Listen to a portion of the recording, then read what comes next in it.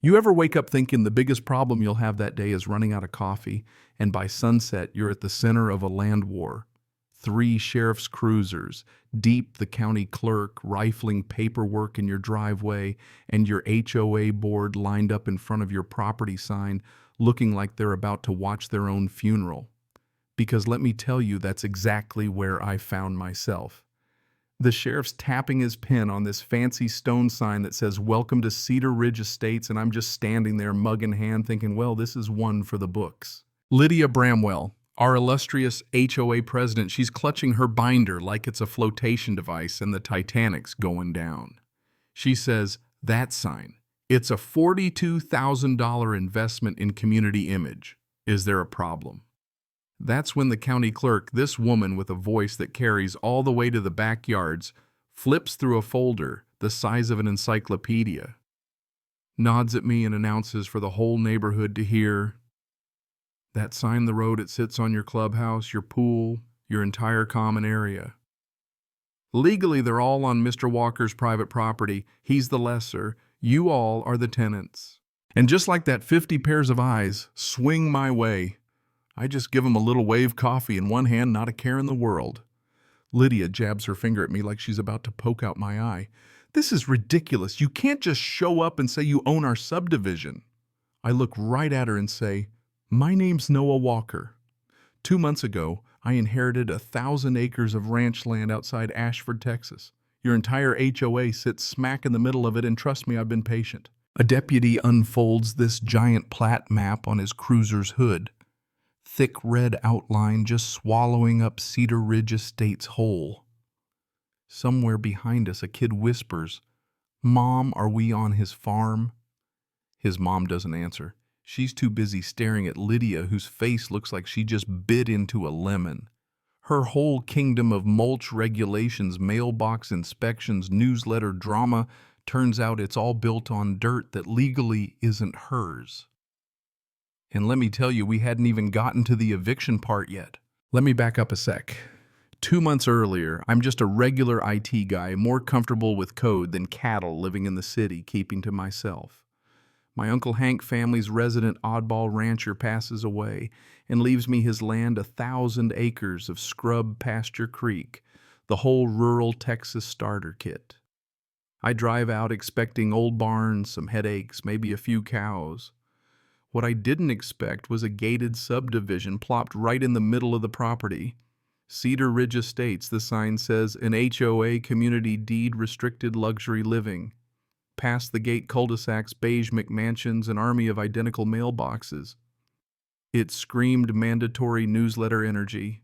I pull up to the old ranch house on the hill where Uncle Hank's lawyer's waiting with a stack of folders. I ask, "That subdivision, is that on our land?" He grins billable hours grin, says, "Technically, yes. 25 years ago, a developer made a sweetheart ground lease with your uncle. They didn't buy the land, just leased the right to build on it for 30 years with an option to renew. The HOA managed everything above ground, but the dirt still hanks. Renewal option expired last year. No one noticed but Hank and me." "So they own the houses?" I ask. He nods. "They own the improvements, not the land. You inherited the right to renegotiate, raise rent, or terminate." He taps a fat file. "Good news, your uncle never acted on it. Bad news, the HOA got a little too used to pretending they're in charge. All I wanted was to move and work remotely, fix some fences, maybe catch a sunrise or two, and let the HOA keep doing their thing as long as they paid a fair ground lease. Simple, right? Yeah. I made 2 mistakes. 1, I decided to be neighborly. 2, Lydia decided I was prey. My welcome to Cedar Ridge. Not a gift basket, not even a knock. No, I got a violation notice, bright yellow, taped to my gate. Unapproved vehicle. Livestock trailer in view. Grass bordering Cedar Ridge exceeds 4.5 inches. Unauthorized signage. No trespassing. There's a handwritten note at the bottom. Please contact HOA President Lydia Bramwell to discuss compliance expectations. So I call. "This is Noah Walker from the ranch house." She's already annoyed. "Yes, we've had complaints about the aesthetic of your property edges. I say, my property edges. You mean the land that circles your entire subdivision? She replies, Cedar Ridge Estates is deed restricted.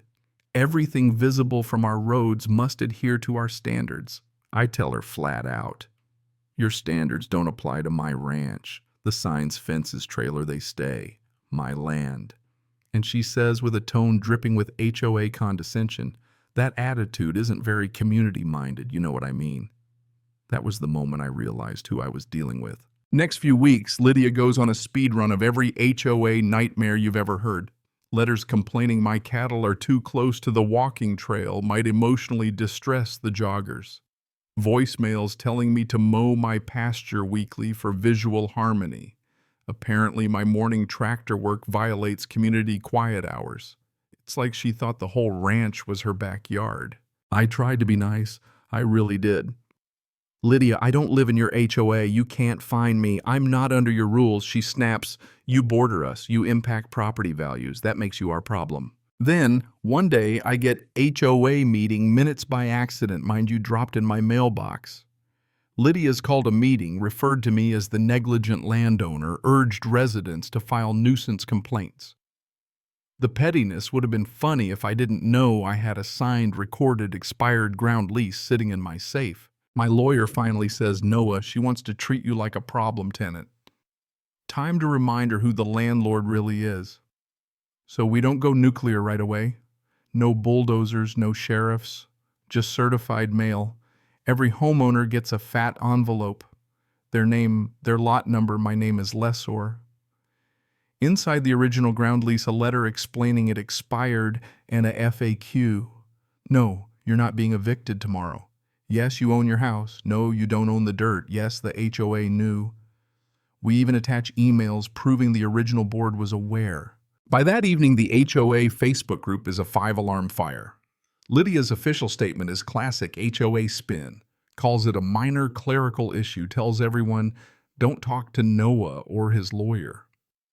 So, of course, everyone forwards her messages to me.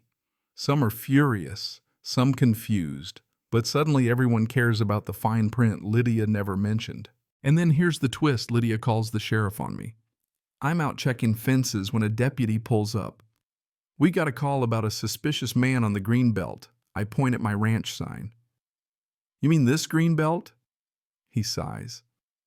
HOA. President says this is common area. I pull out the plat map, the lease. Their green belt is my pasture. Lease expired, they're month-to-month trespassers. Deputy scans the documents, rubs his forehead. We hate HOA drama, you know, I say, try living it.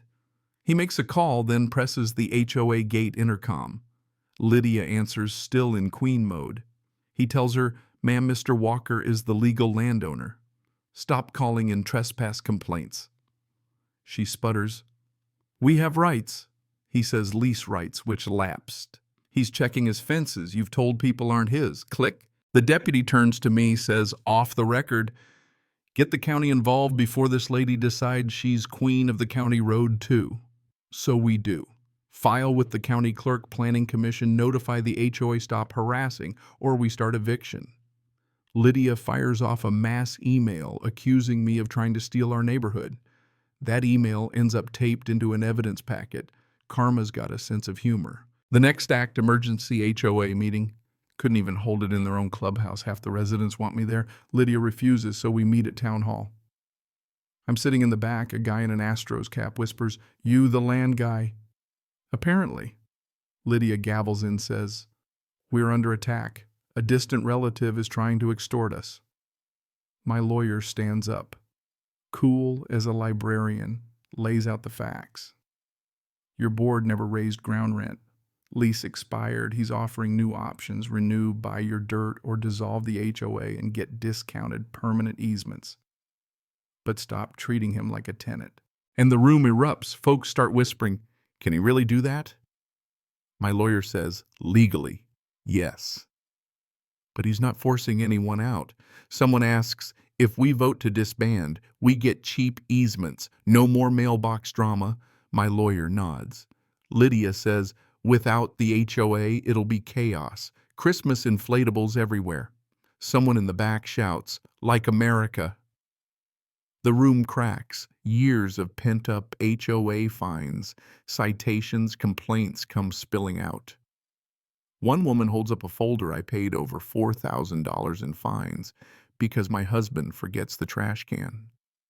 I just sit there sipping my coffee, watching the power shift, both literal and social. By the end of the night, they vote to hire outside counsel, demand a full accounting, start a recall petition for Lydia.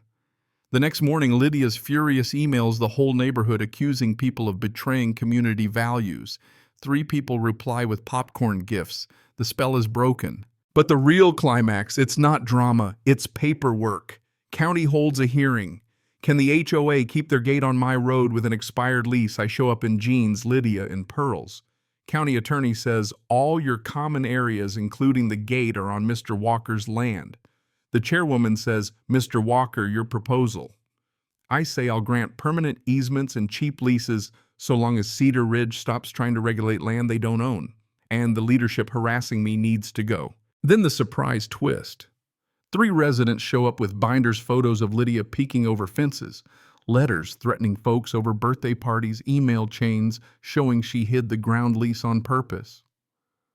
That last one, a grenade. The county chairwoman looks ready to spit nails. "Mrs. Bramwell, did you knowingly withhold this information?" Lydia stammers, "I'm not a lawyer. I thought it was irrelevant." County attorney says that's not how property law works. The commission votes approve. My plan recommend the HOA cut a deal with me forward. Complaints about Lydia's non-disclosure to the state. 2 days later, Cedar Ridge holds a special election. Lydia loses in a landslide. New president Janet calls me. "We want option 3. Kill the HOA, give us easements, we'll run the neighborhood ourselves." So we do. HOA dissolves their corporation, winds down, bylaws shredded. I buy the clubhouse and pool for a song, either sell or pay to demolish. Then, just for fun, I reopen them as the Walker Ranch Community Center, $10 a month, open to everyone in the county. Cedar Ridge folks get a discount, but they don't control the pool anymore. First weekend, birthday parties and trucks everywhere. The look on Lydia's face, worth every lawyer bill. Lydia, meanwhile, gets grilled by the state for non-disclosure, not a licensed agent, so no big penalty, but the homeowners file a civil complaint. Settlement comes back $53,000, divided among the folks she fined and misled. Lydia's face in court goes from red to white to a shade of purple I didn't know people could turn. Her mouth opening and closing, just gasping for air, while her lawyer tries to steer her out. You'd think that's where the story ends, but here's the kicker. Cedar Ridge is better off now. The fences are still up, the cows are still mine, but the neighbors, they wave when they drive by. They joke about mailbox colors, not citations. Sometimes the folks who scream loudest about community standards are the first ones to sign up for the public pool. So tell me, where's the real justice in all this? Was it the court, the paperwork, the public pool, or just folks finally learning to mind their own business? Drop your thoughts in the comments. Tell me what you'd have done, or if you've ever tangled with an HOA and lived to tell the tale. And hey, if you enjoyed the story, don't forget to hit like and subscribe, because in Texas, the grass is always greener where you own the dirt.